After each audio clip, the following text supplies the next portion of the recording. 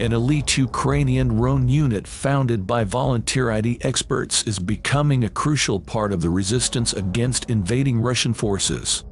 Aerorozvidka custom builds or modifies off-the-shelf consumer drones to work in a military context and drop bombs on Russian vehicles under the cover of night.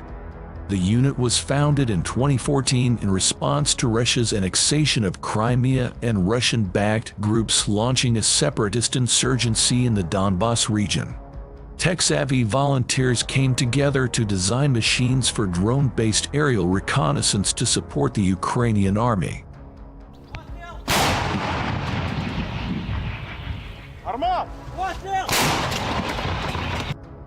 The leader of the Ukrainian drone unit said Russian troops made themselves easy targets from the start of the war, but have since learned from their mistakes. The Russians often failed to take cover in the early stages of an invasion and were unwilling to move from their positions, said the Ukrainian corporal, known only as Petro.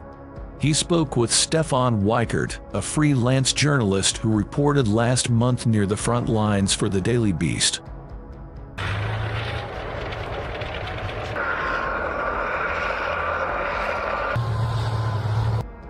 The war's early months exposed severe flaws in Moscow's wartime strategy, Western observers say.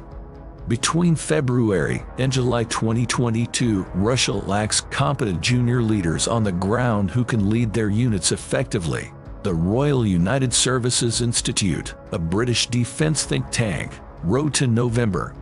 Their battle formations and targeting systems mean Russian forces are often vulnerable to friendly fire, the think tank added. Between 60,000 and 80,000 Russian troops were killed or wounded in the first months of the war, according to U.S. estimates in July.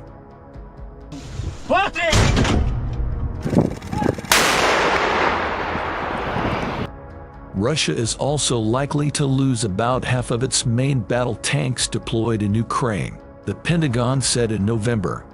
As Moscow's losses mounted, the Kremlin began sending less trained conscripts to the front as replacements, exacerbating the death toll. A U.S. official noted in January that Russia appears to be sticking to this failed strategy.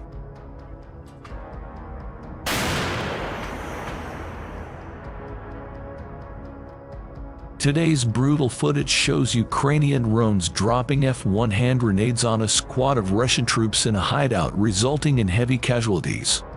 Unlike many improvised drone munitions made from modified projectile grenades with point detonation impact fuses, these F-1 hand grenades detonate on fuse timing, so the pilot must fly the drone at a certain altitude to ensure the fall time and distance coincide with the cooking grenade.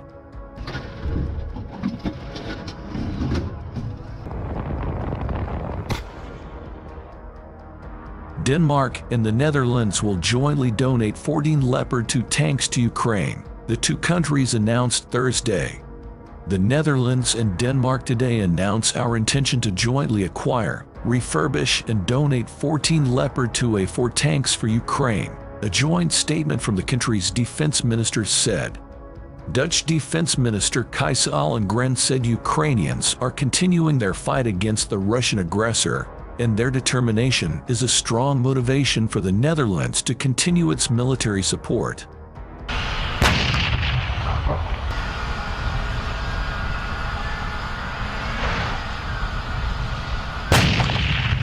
The Leopard 2A4 tanks will be bought at a cost of €165 million, which will be equally divided between Denmark and the Netherlands, and are expected to be delivered from early 2024. This comes on top of an announcement in February that Denmark, Germany, and the Netherlands will provide at least 100 refurbished Leopard 1 tanks from industry stocks and supply them to Ukraine this year and next, as it continues to fend off Russian President Vladimir Putin's full-scale invasion.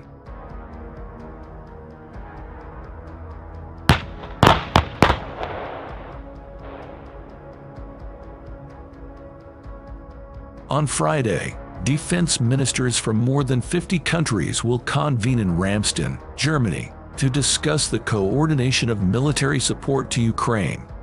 Denmark's acting defense minister Troels Lund Poulsen said he wants at that meeting to explore opportunities for other international collaborations that can help Ukraine in its fight against Russia.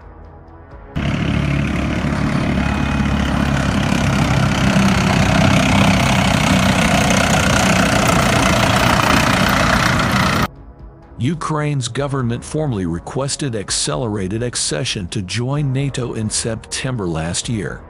But while NATO promised in 2008 that Ukraine will eventually become a member, most allies, including the US, have been wary of creating a concrete pathway to the alliance for Kyiv while war rages on. The issue has fueled frustration and disagreements within the alliance. While all allies agree Ukraine cannot become part of NATO right now, some Eastern Flank members are pushing for the alliance to give Kyiv at least a symbolic gesture that it is moving closer to NATO.